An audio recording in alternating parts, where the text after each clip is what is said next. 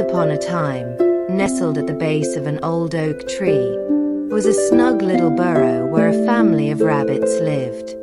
The burrow was warm and cozy, with soft mossy beds and walls lined with dried flowers.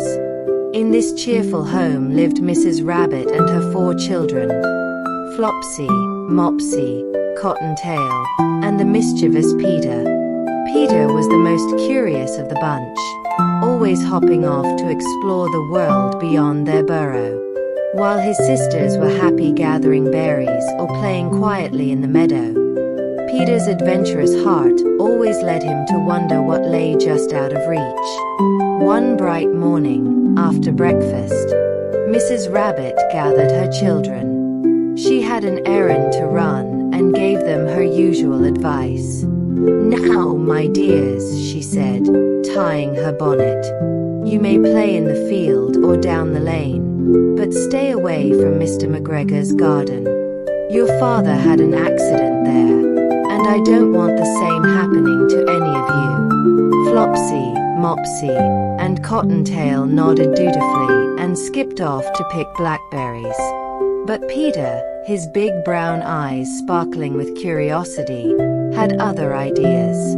As soon as his mother disappeared around the bend, Peter hopped down the path that led straight to Mr. McGregor's garden.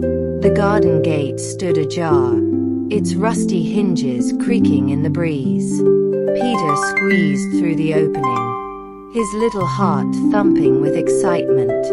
Inside, the garden was a wonderland. Rows of crisp lettuces, vibrant carrots, and plump radishes stretched as far as Peter could see. A soft hum of bees floated on the air, and the scent of fresh earth tickled his nose. "Oh, this is wonderful," Peter exclaimed, hopping to the nearest patch of lettuces. He nibbled on a leaf, savoring its juicy crunch. Then he moved to the carrots, pulling one out with a satisfying tug and munching it down. But Peter's feast was short-lived. Just as he reached for a handful of peas, he heard a loud, gruff voice. "Stop, thief!" Peter turned to see Mr. McGregor, the farmer, rushing toward him with a garden rake in hand. Peter panicked.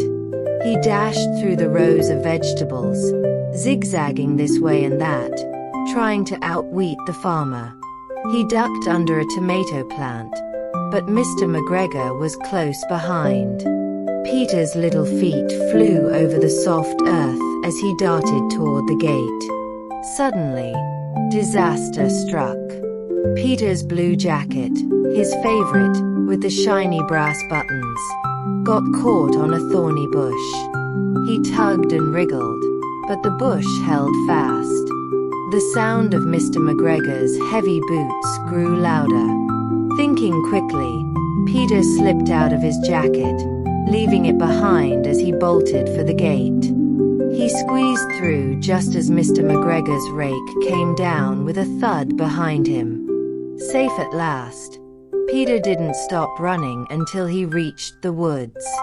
His heart was pounding, and he was out of breath, but he couldn't help feeling a little triumphant. He had escaped. When Peter finally returned to the burrow, he was greeted by his mother's worried face. "Peter, where is your jacket?" she asked, noticing his disheveled fur and the absence of his favorite garment.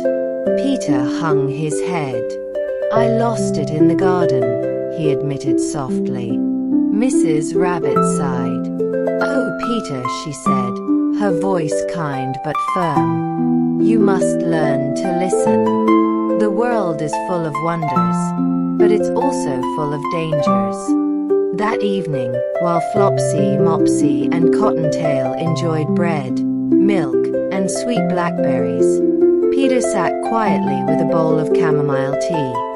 His tummy was full from his garden feast, but he couldn't help feeling a little foolish. As the moon rose and the burrow grew quiet, Peter snuggled into his bed of moss and hay.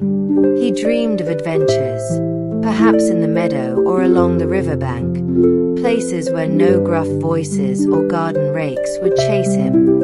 And though Peter's curiosity never waned, he promised himself to think twice before hopping into trouble again.